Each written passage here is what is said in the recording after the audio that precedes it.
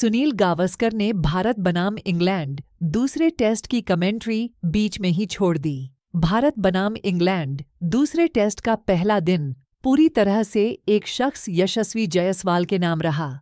बाएं हाथ के युवा सलामी बल्लेबाज 179 रन बनाकर नाबाद रहे और सुनिश्चित किया कि स्टंप्स तक भारत 336 तक पहुंच जाए, जबकि रोहित शर्मा, श्रेयस अय्यर, शुभमन गिल समेत कोई भी भारतीय बल्लेबाज 35 का आंकड़ा भी नहीं छू सका। लेकिन जायसवाल अपनी सर्वश्रेष्ठ पारी खेलकर आउट हो गए। यशस्वी जायसवाल का टेस्ट में यह दूसरा शतक है और जिस तरह से वह आगे बढ़े हैं उससे लग रहा है कि शनिवार को मैच के दूसरे दिन वह बड़ी पारी की ओर बढ़ सकते हैं।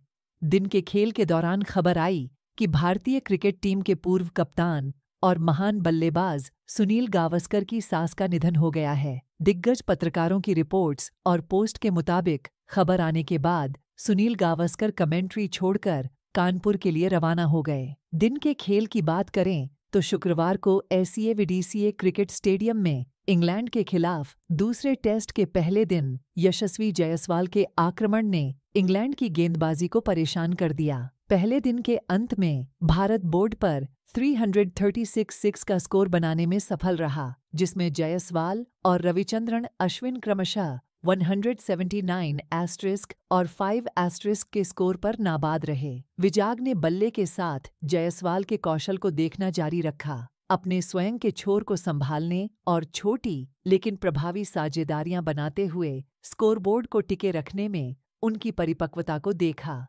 जायसवाल के धैर्य ने उन्हें आक्रमण और बचाव के बीच अच्छा संतुलन दिखाया।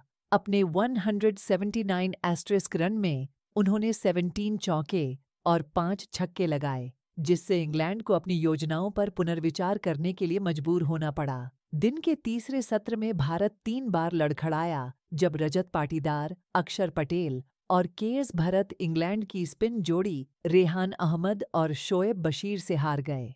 पाटीदार 32 रेहान की अतिरिक्त उछाल भरी फुल लेंथ गेंद पर लपके गए और उनके दस्तानों से टकराकर जमीन पर गिर गए। भाग्य पाटीदार के पक्ष में नहीं था, क्योंकि उन्होंने गेंद को स्टंप से टकराने से रोकने की कोशिश की, लेकिन गेंद सीधे उन पर लगी। अक्षर ने क्रीज पर जायसवाल को शामिल किया और दोनों बल्लेबाज बोर्ड पर 52 रन बनाने में सफल रहे। इससे पहले कि बशीर के ओवर में अक्षर का कट शॉट सीधे रेहान के पास चला गया। केएस भरत 17 भी इसी तरह आउट हो गए, क्योंकि उन्होंने कट करने की कोशिश की, लेकिन सही टाइमिंग हासिल करने में असफल रहे। अश्विन और जायसवाल ने सुनिश्चित किया कि स्टंप्स की घोषणा से पहले भारत कोई और विकेट न खोए।